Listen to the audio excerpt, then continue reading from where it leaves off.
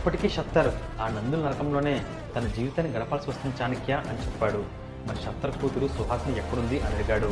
దానికి కాత్యాయనుడు, ఆమె జీవితం ఇప్పుడు చావు కన్నా దుర్లభంగా మారింది.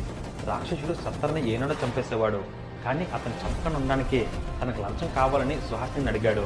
ఆ లంచం ఏంటో కాదు, ఆమె శరీరమే. తన తండ్రిని దక్కించుకోవడానికి వేరే మార్గం లేక ఆమె రాక్షసుడికి వేసిగా మారిపోయింది. వాడికి కావాల్సినప్పుడల్లా ఆమె వెళ్ళి వాటితో పడుకోవాల్సిందే, లేదంటే ఆ రోజే షత్తర్కి చివరి రోజు అవుతుంది అని చెప్పాడు. అది విన్న చాణక్యుడి గుండె పగిలిపోయింది, రక్తం మరిగిపోయింది, ఆవేశం కట్టలు తెంచుకుంది. నా తండ్రిని తలనరికి చంపేశారు, నా తల్లికి నన్ను దూరం చేశారు, చివరికి అభోశుభం తెలియని సుహాసిని వేసిగా మార్చేశారు. అసలు ఏం జరుగుతుంది రాజ్యంలో? ఇక్కడ అసలు న్యాయానికి చోటుందా? ధర్మం అనే పదానికి తావుందా? ప్రజలు ఇంకెంతకాలం ఇక్కడ సిగ్గు లేకుండా బ్రతుకుతారు? అధర్మం ప్రజలకి అలవాటుగా మారిందా? బానిసత్వం ప్రజల నరాల్లో నిండిపోయిందా?